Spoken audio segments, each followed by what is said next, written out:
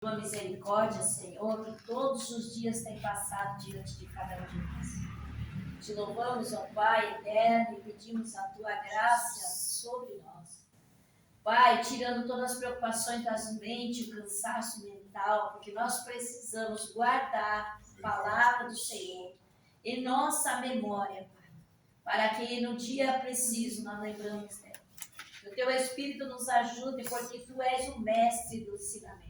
Tu és o mestre das Escrituras, Pai. Por isso nos colocamos diante da Sua presença com gratidão de alma e de alegria de estar mais uma segunda-feira, Pai, neste lugar, aprendendo de Ti. E assim nós Te louvamos, Te agradecendo pela vida de cada um, em nome de Jesus. Em nome Amém. De Jesus. Vamos estar lendo. Quer sentar? Está à vontade? Está lendo 2 Coríntios. Deixa eu ver se eu acho. Perdi.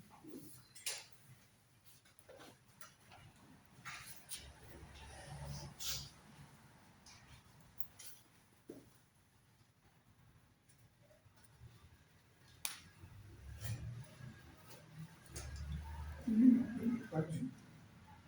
Estou na minha cabeça. Aqui é 2 Coríntios. Está no 1 Coríntios. Não está em 1 Coríntios. Deixa eu ver se está. Qualquer coisa, o versículo os irmãos procuram, a gente vai em cima. Isso eu acho.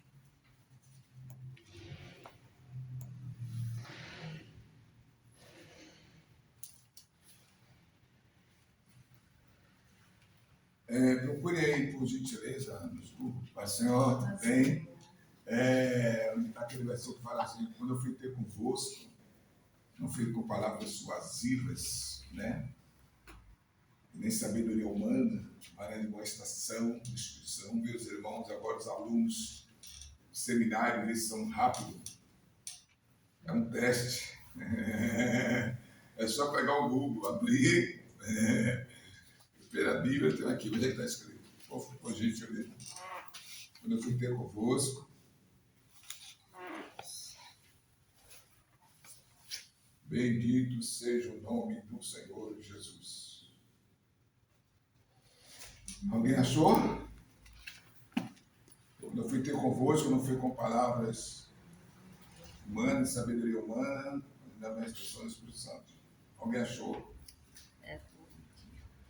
Cadê o nosso amado e querido Gilberto? Está de plantão hoje. Eita Deus! Da vitória do Filho, Senhor. É homem que trabalha.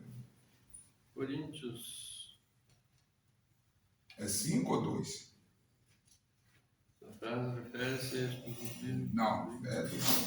1 Coríntios 2,4. Não falei que 1 Coríntios eu estava em cima, só que eu... Capítulo 2. Nossa, mas eu abri no capítulo 2. Você está ficando sério, Jesus? Capítulo 2. Capítulo 2, versículo 4. Mas nós vamos ler do versículo 1 ao 5, tá? Até o 5. Antes de vocês lerem, observe bem. Existem certos ministérios que na leitura oficial do culto, ele faz com que as pessoas se coloquem de pé em reverência à palavra. A gente entende isso. Na leitura oficial, sim. Por exemplo, se vir 10 irmãos aqui para ler a Bíblia, e todos eles colocam de pé, senta e sobe, você não precisa. A leitura oficial vem em conjunto, né? A gente vai falar sobre isso lá na frente, depois da matéria. Mas às vezes vai dizer, o pastor vai ler a Bíblia e manda sentar. Em reverência, não. Porque a reverência não está em você estar em pé e nem sentado. A reverência está no coração. Às vezes a pessoa está de pé, mas não está nem aí. Está entrando por aqui, saindo por cá. Está lendo como se fosse um livro. Às vezes a pessoa está sentada, está mais concentrada. Às vezes a pessoa está em pé, está sentada, não está concentrada. Então, por exemplo, a Assembleia de Deus, Belém. Na leitura oficial, na oração se ora de pé. Na leitura oficial se vê sentado. Na Igreja Assembleia de Deus, Missão e Madureira. Na leitura oficial E oração, coloca de pé e logo em seguida já, né, assim, Thaleson, você dirige o culto lá, assim, entendeu? Por isso que a gente tem que saber, muitas das vezes, quando você for pregar um lugar, qual é a origem do pastor que fundou o ministério. Se ele veio da metodista, se ele veio da adventista, se ele veio da Assembleia de Deus, qual o tipo da Assembleia de Deus, né? Se é missão, se é madureira, entendeu? Para você entender melhor, para você até se comportar melhor dentro daquele recinto, entendeu? Por exemplo, aqui é a pastora Mari, então aqui você tem que ver qual o sistema que ela adota. É óbvio que você vem pregar, você nunca sabe. Quando você vai receber o público, é só para pregar e tudo bem, entendeu? Mas não é estranho quando se algum pregador chegar e assim, ó, sente-se, por favor. Não, mulher, a palavra não é estranho, entendeu? Agora, já tem igreja que é uma doutrina, que é uma doutrina, é costume mesmo. Se não ficar de pé, não até o pastor passa. Você não fica de sentado, levanta. Mas isso não tem nada a ver, tá certo? Porque às vezes, por exemplo, o pastor Ival vai ler a palavra, a leitura oficial a gente respeita, a gente reverencia, que é o início do culto. Mas os demais, se não, toda hora levanta. É igual o irmão que vai cantar. O irmão vem aqui, a pastora dá a oportunidade, o irmão vem louvar a Deus. Ele chega aqui, dá a saudação dele, ele conta a vida dele, ele fala que chegou atrasado por causa disso, ele fala que quase não veio, ele fala que quase não ia cantar porque a garganta está não sei o quê. Ninguém quer saber disso, não quer saber que você vai cantar. Se você está pronto para cantar, venha. Se não está pronto, não venha. Entendeu? Você resume o culto. E às vezes tem cantores, não, tem cantores que vêm, tomam o culto todo, tomam o tempo do outro colega, tomam o tempo do pregador, tomam o tempo da oferta, tem um tempo de tudo. Só ele fala, só ele canta, só está faltando fazer o apelo e da bênção apostólica e tirar o dízimo, né?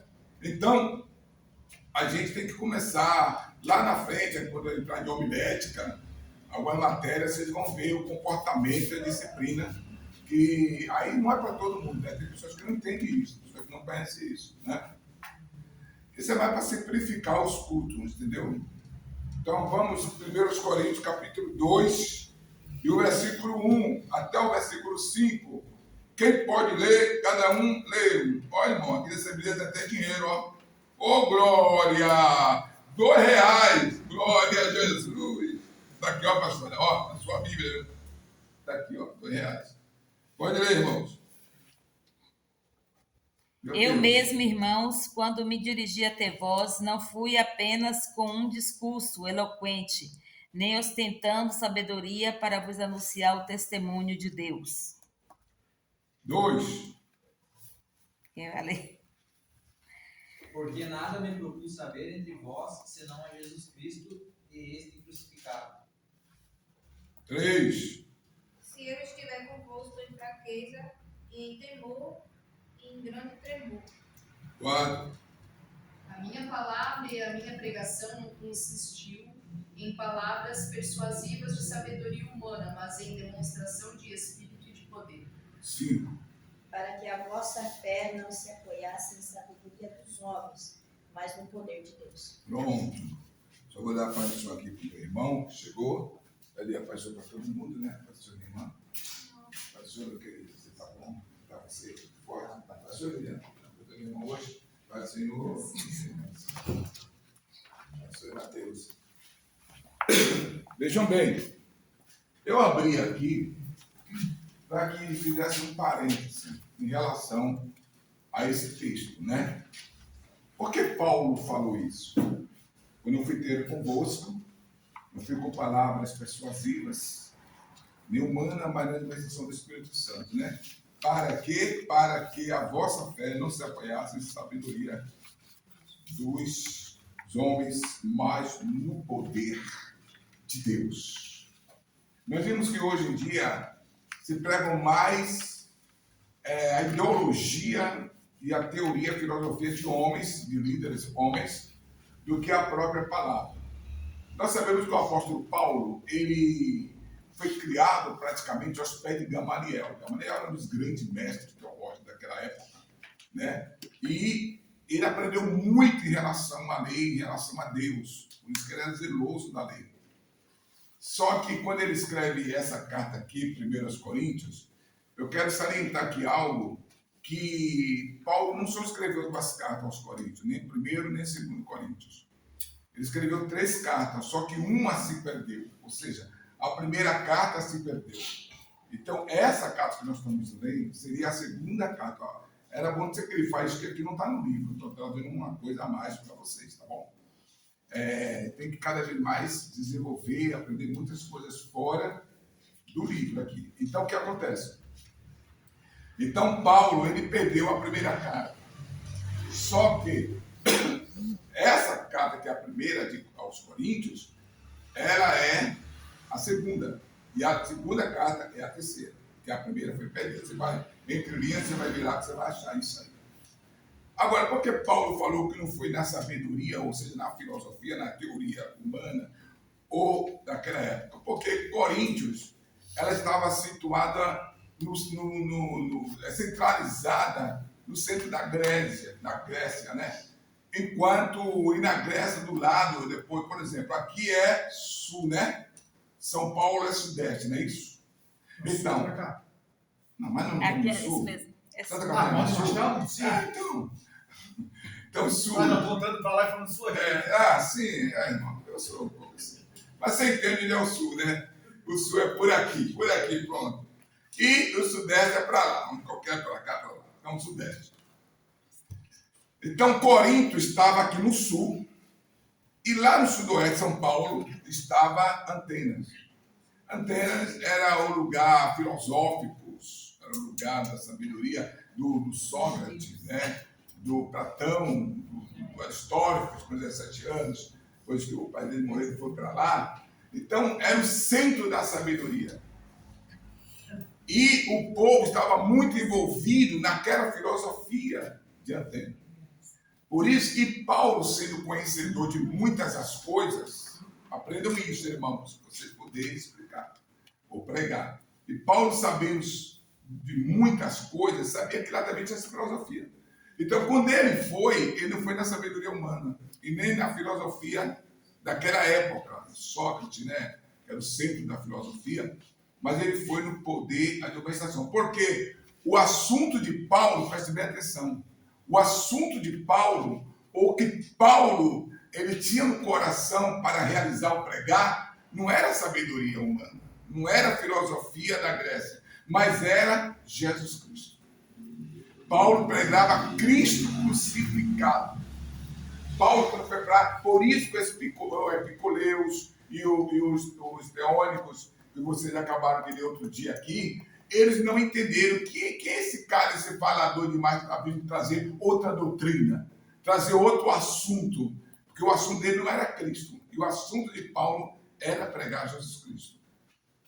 Por isso ele diz no capítulo 5, ou seja, no capítulo 4, versículo 4, a minha palavra e as minhas pregação não consistiu em palavras persuasivas de sabedoria humana, mas em demonstração do Espírito e de poder, para que a vossa fé não se apoiasse em sabedoria dos homens, mas no poder de Deus. Todavia falamos sabedoria dentre os perfeitos. Nós, porém, sabedoria, não na sabedoria deste mundo, nem dos príncipes deste mundo que se aniquila. Então, Paulo, ele tinha em si, como nós aqui, que já somos alunos, somos seminaristas, somos teólogos, nós precisamos, quando for na nossa pregação, tentar levar mais Cristo Jesus. A palavra da pregação sobre Jesus está sumindo. Porque as pregações hoje estão em carro, estão em passaporte. Outro dia eu estava numa igreja enorme, lá em São Paulo, e teve um pregador, ou será um revelador, que ele começou a revelar passaporte para todo mundo, só não deu para mim. Eu digo, por que não deu para mim também? Tu vai para a rua? Não, tem hora que... Pastor já viu isso muito, né? Então, veja bem. Então, mas o tema central que nós precisamos tem que ser Cristo, tem que ser Jesus. E é isso que Paulo queria, levar Cristo Jesus à humanidade. Parar dessas pregações superficiais, pregações emocionais, sentimentais. Tem pregador aí, irmão, que se ele chegar aqui, eu te garanto, eu gosto de dois tipos de pregador, se ele chegar aqui, faz todo mundo chorar. cara está lá, ele é filho da mãe. E eu tenho outro pregador também que eu conheço, um pastor, que se ele chegar aqui, eu acho que até as cadeiras da igreja ele leva. Ele leva seu blusão, leva seu relógio, até seu óculos, ele vai levando tudo assim. Ó. Ele tem uma maneira de tirar de você que não é brincadeira. E as igrejas desse ministério, que são mais de 10 mil igrejas, eles usam esse cara para poder passar a limpa dentro das igrejas. Eu era pastor presidente pela Assembleia de Deus em São Paulo, né, no campo de Diadema, e eu levei ele lá. E ele passou a mão na televisão da irmã, que quando eu cheguei em casa, meia-noite, a irmã liga para mim e fala: pastor, me devolve a televisão, porque meu marido vai me matar. E eu tive que dizer: irmão, aí, ó, também vai ter que devolver. Não, mas ela deu o quê, irmão? Devolve a televisão da mulher pelo sangue de Jesus. E tive que devolver. O cara tem Não, tem todos os tipos de pregador que você pode imaginar. Agora, as pregações nossas, vocês estão no seminário, procure pregar Jesus. Porque é o único nome que salva, é o único nome que liberta, que cura, é o que faz maravilha, é o que opera, é o nome de Jesus. E o nome de Jesus está sendo esquecido, irmão.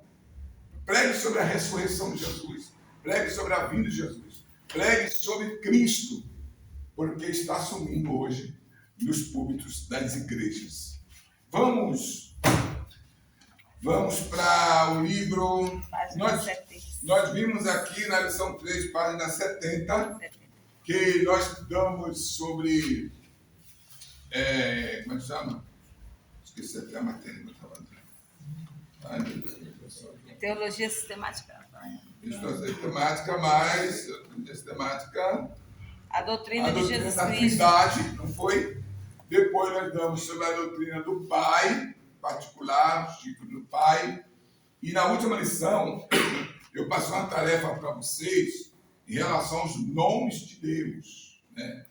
O qual nós também vamos estudar aqui o nome, não de Deus, mas só de Jesus Cristo.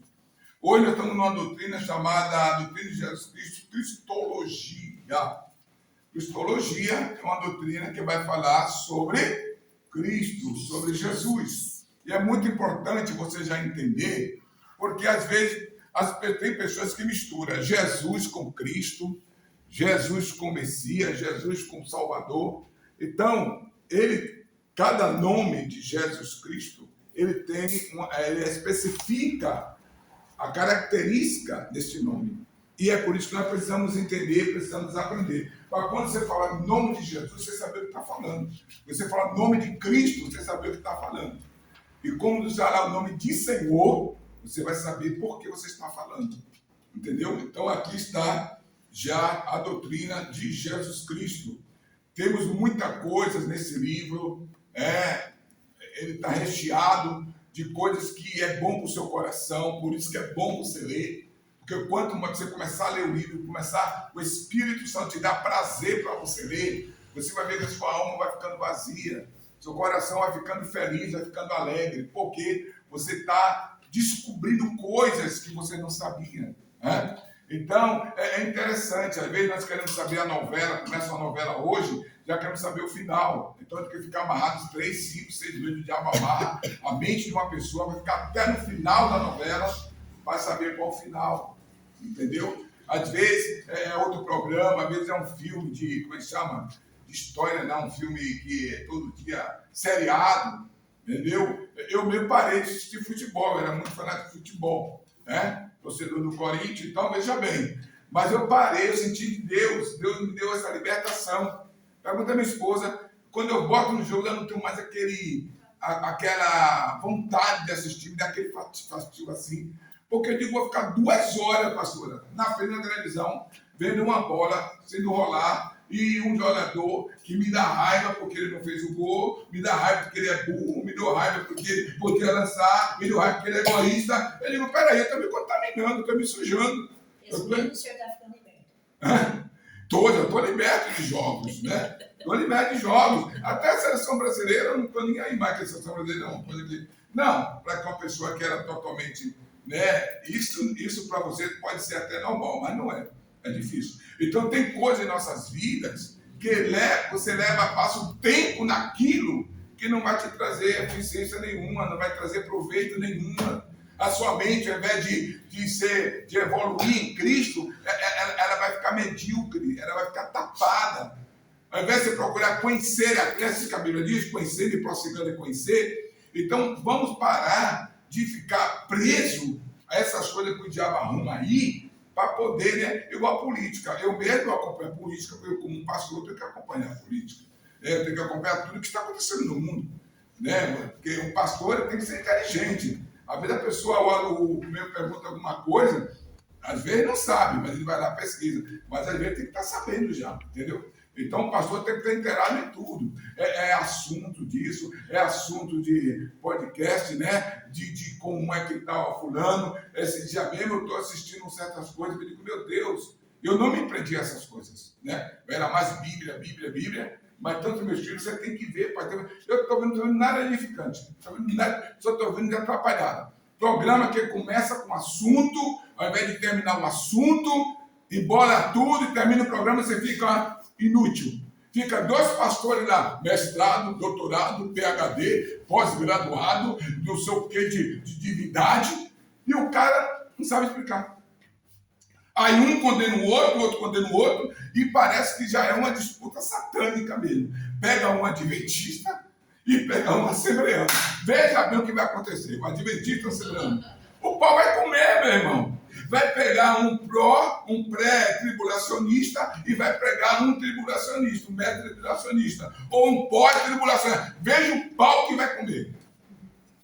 Não é edificante, isso não é edificante. E eu fico chorando por causa disso. Eu choro porque um programa com 1 hora de grande audiência que é, poderia estar falando de Jesus, Jesus te cura, Jesus te liberta, receba a oração aí.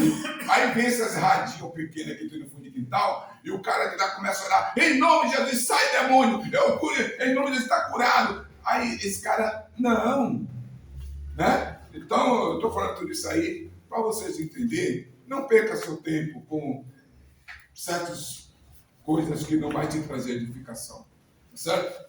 Vamos começando aqui, a doutrina de Jesus Cristo e Cristologia. Cristologia é um estudo que se ocupa o quê? Dos atributos de Jesus Cristo, como Deus e como homem.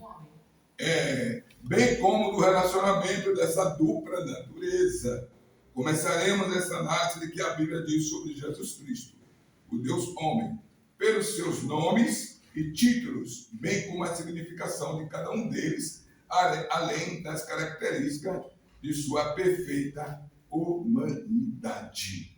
Então, por que os tributos de Cristo? Nós temos que entender que Jesus Cristo não era 50% Deus, nem 50% homem. Vocês têm que entender que essa situação aí, essa condição, tem surgido em muitos meios evangélicos e muitas lideranças, que uns não querem acreditar que Jesus era 100% homem, 100% Deus. Outros acham que era 50% homem, outros acham que era 50% Deus. Outros acham que Jesus era espírito, outro que não veio na carne, mas vem em espírito. Então, é uma confusão muito grande. Porém, a Bíblia, ela se explica por ela mesma. Você quer conhecer a verdade? Conheça a palavra de Deus.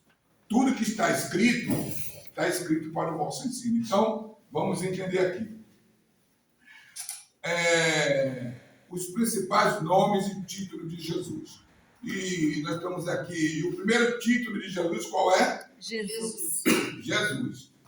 O nome Jesus designa a pessoa e a existência do Filho de Deus que veio ao mundo para salvar os pecadores. Está lá no Mateus capítulo 1, 21. Quando ele é invocado como Senhor, Redentor e Salvador.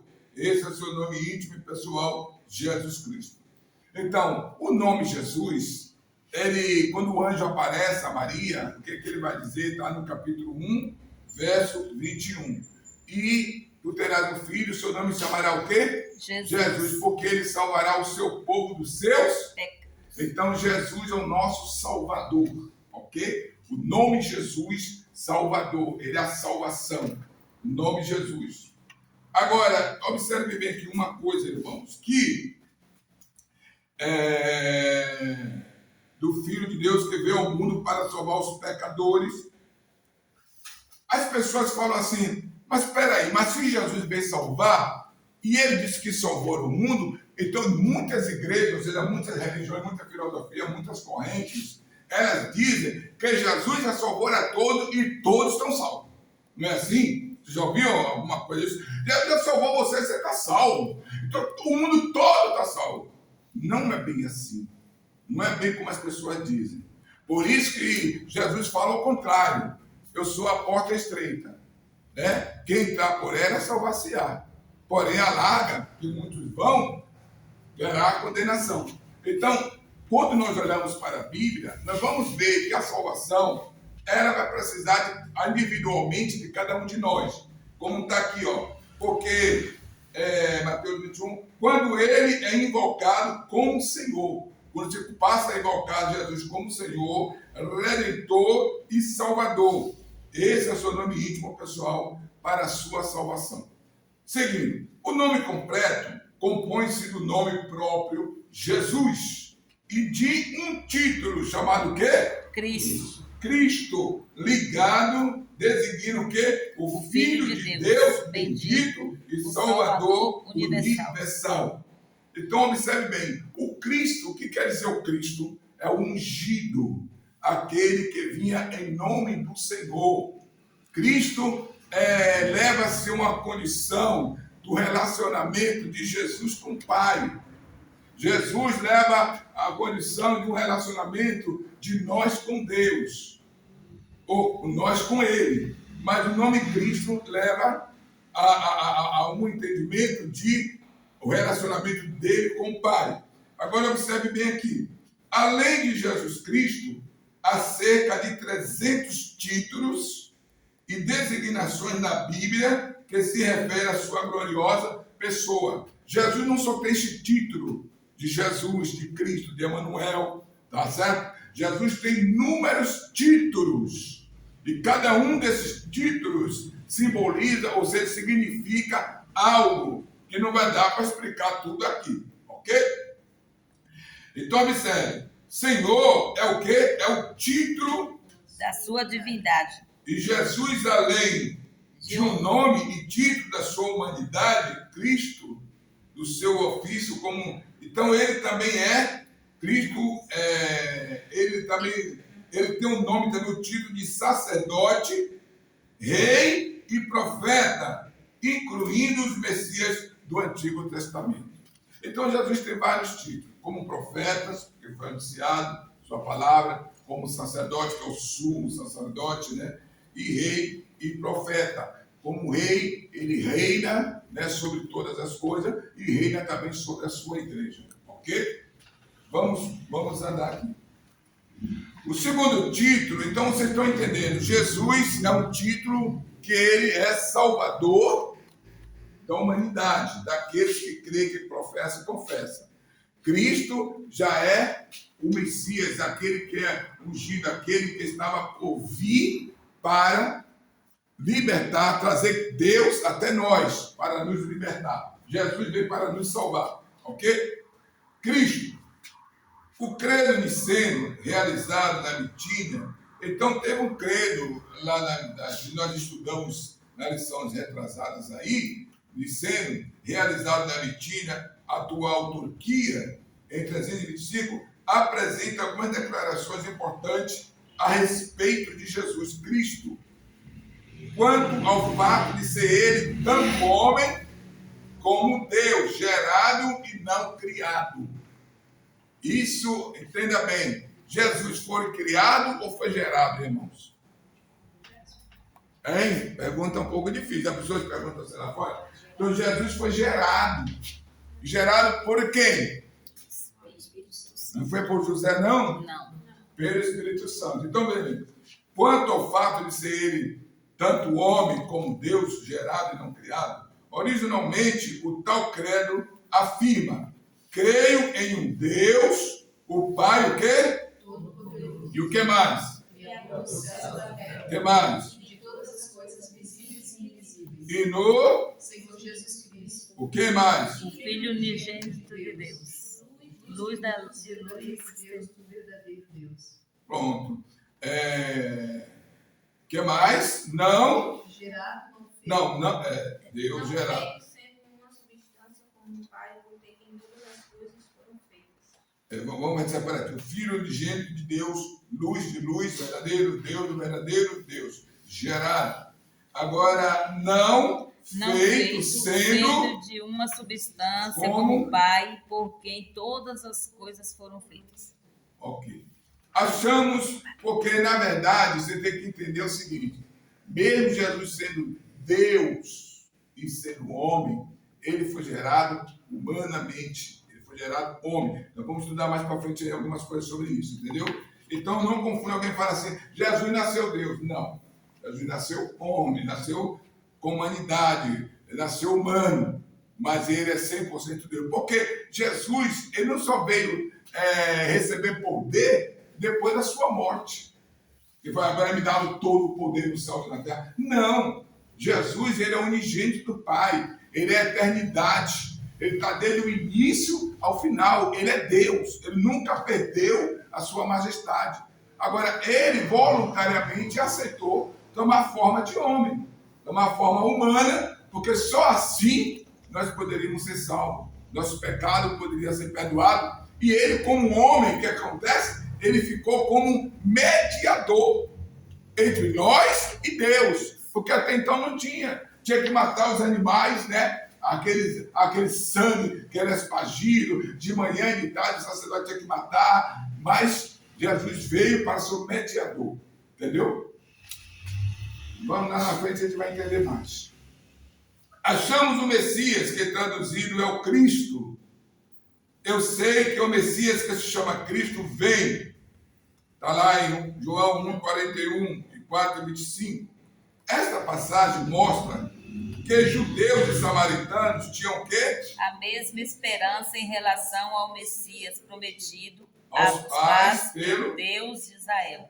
Então, eles tinham essa esperança, eles tinham essa certeza que o Messias viria, que Deus mandaria o libertador, principalmente que ele estava sobre a opressão, sobre o domínio romano. Então ele estava esperando um rei para que libertasse eles. Só que os judeus não aceitam, e não aceitaram, por quê? Porque eles já viveram numa simples manjedoura. Eles talvez estavam esperando Jesus vir no palácio do rei, mas Jesus veio na simples manjedoura, então confundiram eles. Mas vamos lá. A ideia de um Messias. Aos pais pelo Deus de Israel. Esta passagem mostra que judeus e samaritanos tinham a mesma esperança em relação ao Messias prometido aos pais pelo Deus de Israel. A ideia de um Messias, tá vendo você? O Mashiach, ungido para ser o Salvador, o Redentor do seu povo, estava presente na mente dos povos, mesmo que o abraçavam diferentes religiões e crenças. Mas todos esperavam um Messias político. Como era que o povo esperava que esse Messias viria como, irmão? Como que? Político. Eles estavam aguardando um Messias político que pudesse, né, igual nós, né? Nós não. Acho que o Brasil todo está esperando que se levante um governo que possa trazer alguma coisa boa para a gente, né? Pelo menos aliviar um pouco, né, irmão? Porque nada vai melhorar, vai piorar. Mas pelo menos uma pessoa de bem que pratica a justiça no comando da presidência, no comando da prefeitura, no comando do Estado, eu creio que vai trazer benefícios bons, né? Então o povo estava esperando o Messias como um político. E havia também o quê? A ideia de quê? De um libertador humano, militar, eleito por Deus. Eleito por Deus. Para quê, irmão? Para Israel e, por extensão, a toda a humanidade, comandando um poderoso exército. Eu esperava esse Jesus como militar, como um general, que ia ter um grande exército, né? Ia acabar com todo o império, e ele só ia reinar, entendeu? Essa era a expectativa deles. Mas Deus fez totalmente diferente. Jesus mansando sempre manjedoura, né? Já sendo até querendo assassinar ele antes de ele poder até respirar. Mas vamos lá. Além de Jesus como título de Cristo, de Jesus, você entendeu, Redentor, também de profeta, sumo sacerdote, rei e profeta, Nós temos aqui 1.3, o mais completo título de Jesus.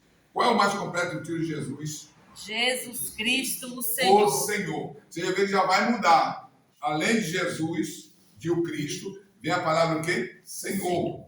Em algumas traduções pode até ficar diferente. Senhor Jesus Cristo, ou Cristo Senhor Jesus, ou Jesus Senhor Cristo. Mas aqui nós temos Jesus Cristo, o Senhor. Nos campos da adoração, porque quando fala de Senhor, ele é diferente.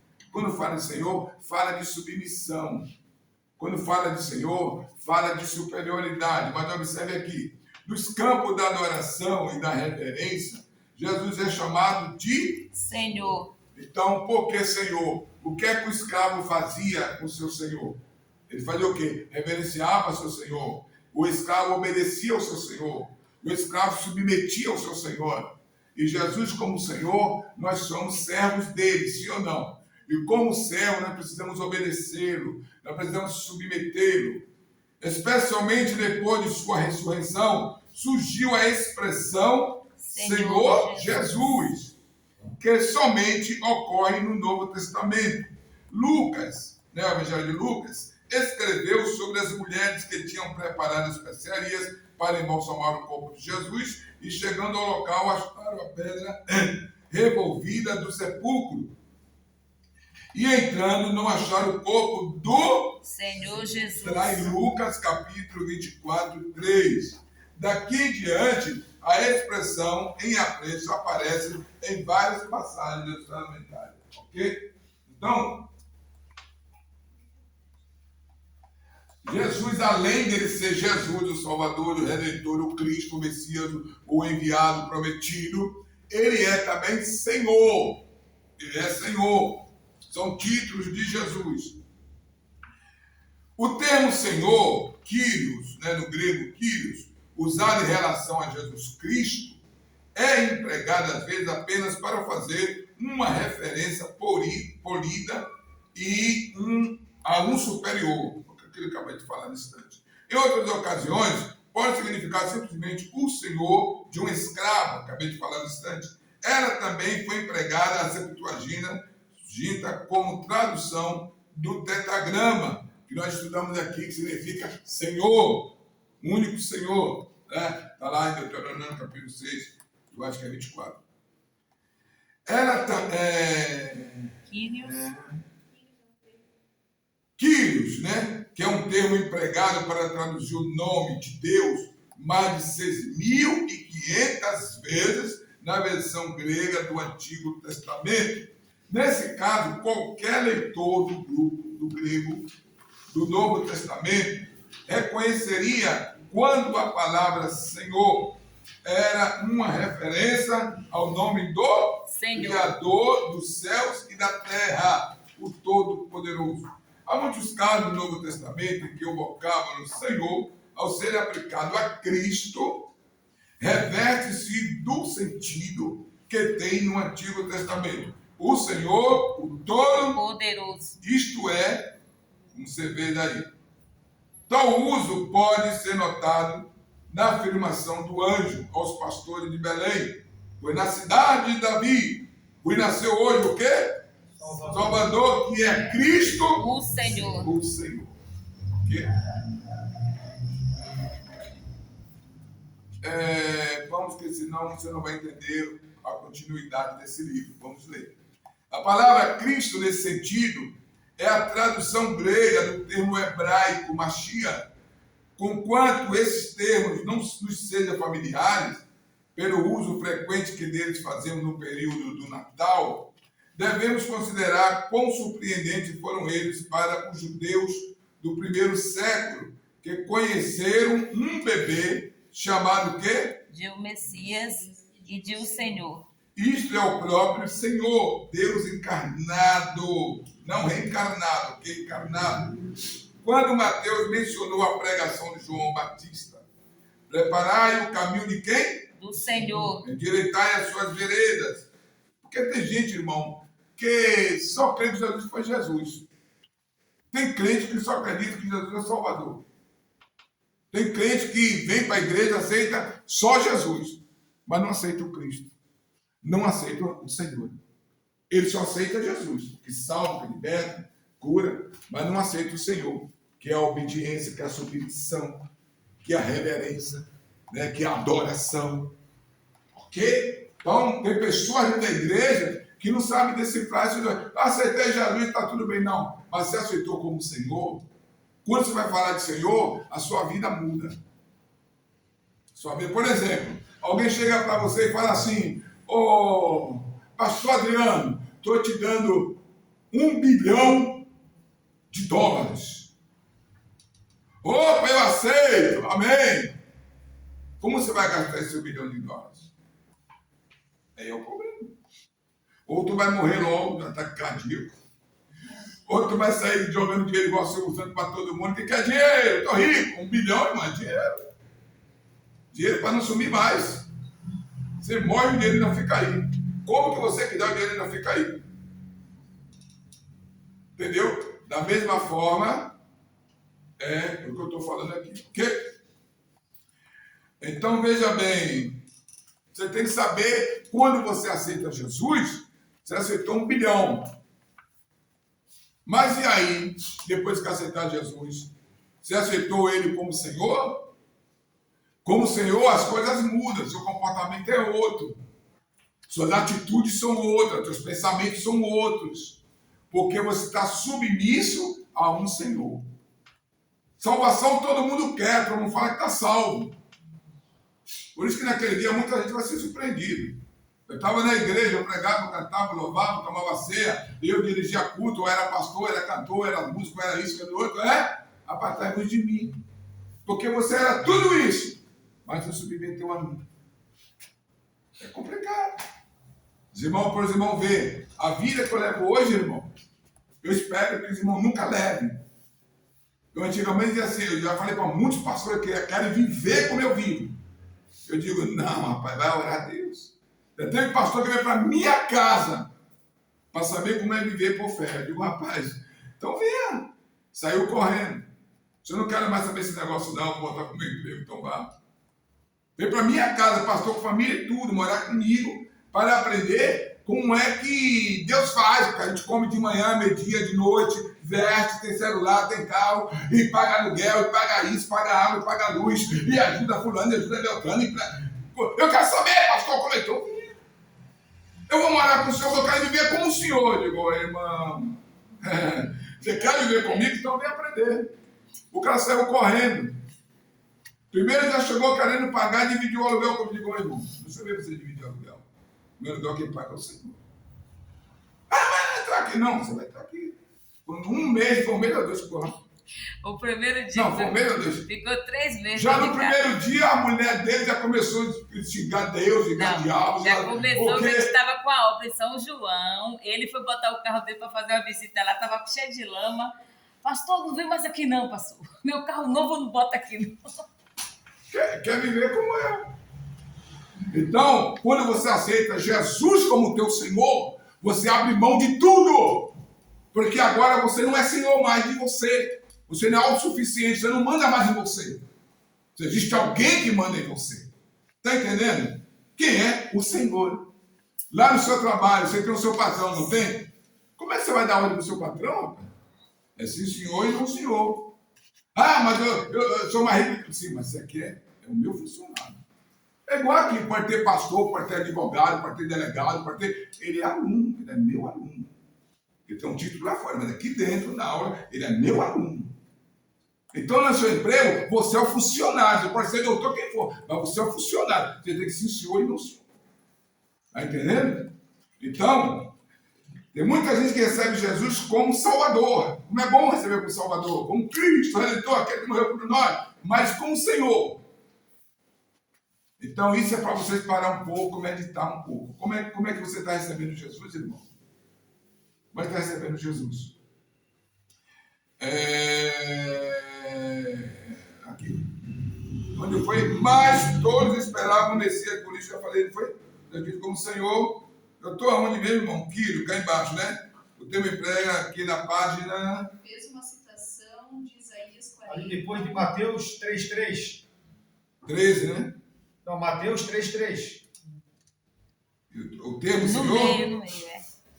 Não, eu toquei embaixo, irmão. Depois vem a palavra Cristo aí, Odival, no Na meio. página 71? É na Não, página 72. 72. Ah, sim, obrigado, pastor.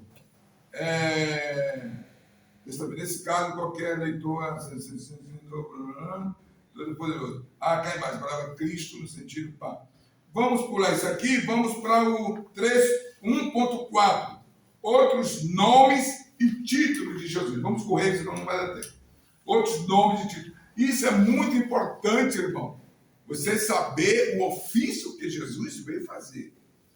Ele só veio aqui salvar, não. Ele veio aqui com várias atitudes, com várias situações, entendeu? Para que nós possamos, para trazer salvação a nós. Outros nomes e títulos. Há vários títulos atribuídos a Cristo no Antigo Testamento, como Siló, estou na página 72, que é embaixo. Como Siló, Gênesis 49:10, maravilhoso, conselheiro, vai dizendo aí, irmão, maravilhoso, Conselheiro, Deus forte, Pai da eternidade, Príncipe da por paz. aí. É de entender que esse nome aqui, que são 5 títulos que tem aqui, né? Pelo profeta Isaías, maravilhoso, conselheiro, Deus forte, Pai da eternidade, Príncipe da paz. Só que praticamente são 4 nomes, porque esse nome maravilhoso e conselheiro, ele é um título só. Ele é um título só. Maravilhoso, inclusive algumas Bíblias, né, já está vindo sem a vírgula. Já está compondo já. Maravilhoso e conselheiro é um nome só. Maravilhoso e conselheiro é um nome só. Deus forte, porque ele é o quê? Pai da eternidade. Jesus, presta atenção, olhem para cá. Jesus só não veio a existir a partir do momento que ele nasceu da Virgem Maria. Não! Jesus é a eternidade, ele é Pai da eternidade. Do início ao final. Ok? Então, maravilhoso conselheiro, Deus forte, Pai da eternidade e Príncipe da paz. Continue. Quer mais outro título que todos têm? Renovo. Vai dizendo. No Novo Testamento, além dos mencionados, encontramos o que, irmão, no Novo Testamento? Cristo Jesus, Senhor de todos, Senhor dos senhores, Senhor e Salvador Jesus Cristo. Pronto, segura aí. Quando você leu aqui, ó, isso é bom eu passar para vocês também, que é muito importante. Aqui dizia aqui, ó, no Novo Testamento, vírgula, não é isso? Sim. Além dos mencionados, vírgula, encontramos o quê? 2 pontos. Vocês param. E vai agora iniciar com letra maiúscula o quê? Cristo Jesus, 1 Timóteo 1,15. Vem o que depois, entre parênteses? Senhor de Não. Vem o que depois? Qual a pontuação? Depois do parênteses? 1 Timóteo. Não, depois do parênteses, qual é a pontuação? 2 pontos e vírgula. Pronto, você respira, ok? Não é direto. Vírgula seria direto. Por exemplo, eu poderia ler, se fosse com vírgula, Cristo Jesus, Senhor de todos, Senhor dos senhores, vírgula. Né? Mas ponto e vírgula, então, 2 pontos. Encontramos Cristo Jesus, entre parênteses, ponto e vírgula. Senhor de todos, Atos 10:36, ponto e vírgula. Senhor dos senhores, Apocalipse 17:14, entre parênteses, ponto e vírgula. Senhor e Salvador Jesus Cristo, 2 Pedro 2:20, etc. Entendeu? Você saber que não, para não confundir ligando uma coisa com outra. Por exemplo, quando eu falei maravilhoso, vírgula, e conselheiro, então seria o quê? 2 títulos, sim ou não? Sim. Maravilhoso, vírgula. Conselheiro. Se eu tirar a vírgula, fica como? Maravilhoso conselheiro. Um título só. Quê? É só para você entender que a Bíblia, se você não ler com pontuação, você se perde da Bíblia. Às vezes você está lendo uma coisa que seria uma pergunta, você está lendo como uma resposta. Às vezes você tinha que parar, você está continuando. Então a pontuação é muito importante na Bíblia. Para isso nós precisamos entender o que é um ponto, o que é uma vírgula, o que é um ponto e vírgula, o que é uma exclamação, entendeu? Qual é a interrogação, um traço. tudo, tem que entender. Para você não confundir a Bíblia, misturar tudo. Ela tem que ser lida repousadamente. Então vamos lá. Ai, Jesus, onde foi que eu pensei aqui? 2, eternidade de Cristo. Pronto. Eternidade, agora 2, a eternidade de Cristo. Por que a eternidade de Cristo, irmão? Quem pode responder? Por que Cristo é eterno? Irmão, vocês têm que responder, porque senão eu não vou entender que vocês estão aprendendo. Porque ele é eterno, irmão, está falando de eternidade. Né? O homem é eterno, irmãos? Não. O homem é eterno. Salvo. Quando nós já nascemos, quando concebe, nós já somos... Não é que é salvo. Nós já somos todo homem eterno, tanto ímpio como justo. Por quê? Porque a alma, ela não morre, ela não acaba, ela continua. Só que o homem, ele é eterno, quando ele aceita Cristo, ele vai para onde quando ele morre? Paraíso. E o ímpio, ele vai para o Hades. No dia da ressurreição, ele vai voltar, vai ser ressuscitado e vai viver eternamente. Só que o homem, ele começa a ser eterno a partir de onde, irmãos? Que eu acabei de falar? Quando concebe, quando é concebido, ou seja, quando ele nasce, diga comigo, quando o homem nasce. Quando o homem nasce. Ele nasce eterno. Mas qual é a diferença da eternidade de Jesus com o homem? Porque Jesus está desde o início, desde o princípio, antes de tudo, de todo e de tudo. Então ele é a eternidade. O homem vai ter a eternidade. Mas não dá para entender agora? O homem, ele nasce eterno.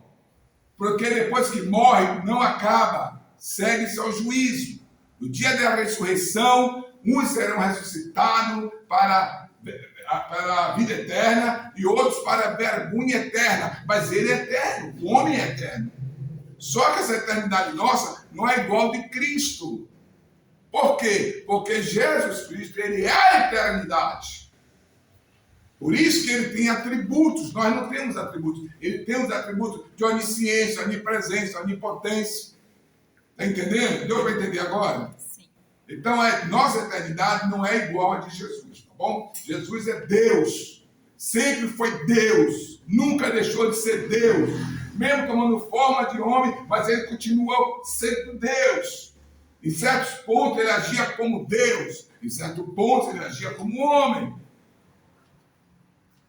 Lá na frente você vai entender essa situação. Quando a Bíblia diz que aproximava as pessoas e antes de chegar a Jesus, ele já sabia o que estava no coração. Você acha que um homem pode saber disso natural? Um homem natural pode saber disso? Não. Sabe ou não, irmão? Sabe? Não sabe. Mas Jesus, como Deus, ele sabia. Está entendendo? Jesus, como homem, ele era limitado. Perguntaram a ele, mas quando será a volta do Senhor? Ele disse o quê? Só Deus sabe. Não foi isso? Não foi isso, irmãos?